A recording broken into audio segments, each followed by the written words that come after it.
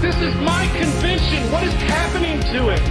You know why you do it. You don't do it because you get paid well. You don't do it because men love you. You do it because you love men, and because more than that, you want to honor God. This is Protestia tonight.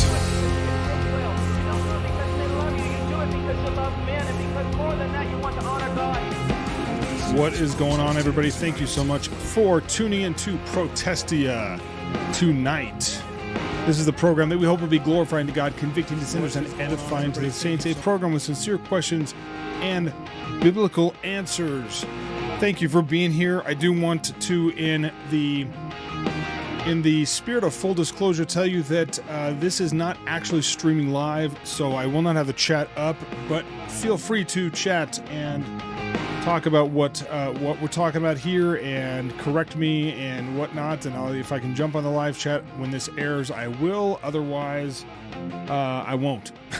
So we got some great topics tonight. We're going to be discussing specifically. First thing we're going to talk about, and this has been brought up to me by a couple of patron supporters and followers of this ministry, but we've taken some issue with some things, some satire pieces that the Babylon Bee has published recently, some things that are concerning to them. So we're going to review those. We're going to go through those with a fine-tooth comb and just sort of commentate on the good, the bad, and the ugly, and what we believe, biblically speaking, about some of the articles that have been brought to our attention coming from the Christian satire site called Babylon Bee, which of course I think every one of you is familiar with. We're also going to be discussing an article describing how Saddleback Church and the controversy with Saddleback Church and women pastors and the SBC and all that, some of the inner workings of that, but also how it inevitably, when churches start ordaining women pastors, when they start blurring the lines, when they start being novel with what the Bible teaches about gender roles, how it inevitably leads to further downgrade. It inevitably leads to going soft on LGBTQ, then of course being fully LGBTQ affirming, so on and so forth. We're going to be discussing that. And then in the PT VIP segment, for those of you patron supporters, we're going to be discussing the debate going on right now. And it's a little heady. It's a little inside baseball to a degree, but the debate over the doctrine known as the eternal sonship of the Son, eternal sonship of Christ. We're going to try to give you like a pew level version of that debate and kind of what is going on between the two camps, and really why this is even kind of a thing in mainstream evangelicalism or pew sitting conversations, rather than where it's sort of traditionally been, which has been in the ivory towers. But we're gonna talk about that in the PT VIP segment, and which you can get access to for only $5.95 a month. You can go over to patreon.com/Protestia, and for only $5.95 a month, join us on a financial level, support what is going on around here.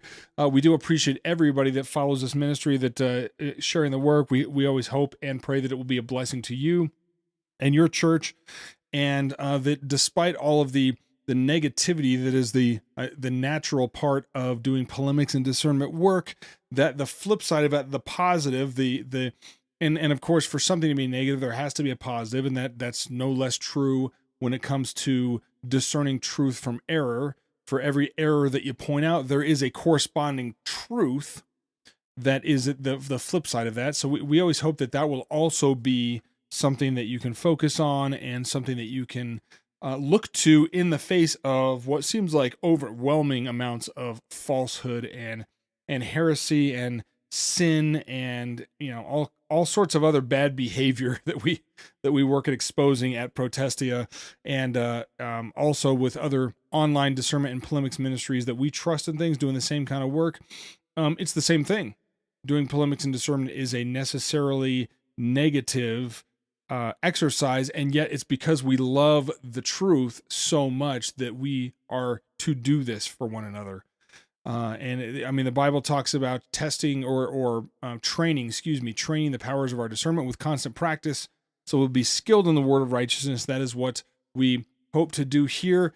And of course, the most important part of the word of righteousness is the gospel of Jesus Christ, which we open up the program with every single week, every single program. A couple weeks ago, I may have missed it, spaced it, something like that. So we put it in later in the program, but we try to get that done in the beginning because if that's the only thing you hear from us, it's going to be the most important thing that we say, so we might as well put it straight up front. It is the good news. Gospel, the word means good news. Well, that good news, like we're talking about with every positive or every negative has a positive, the good news, the positive, the good news of the gospel of Jesus Christ starts with the bad news that it answers. And that bad news is that you and I and everybody else were born into sin. We were born rebels against God. We sin, as they say, we sin because we are sinners, and we can't not sin. It is part of our nature.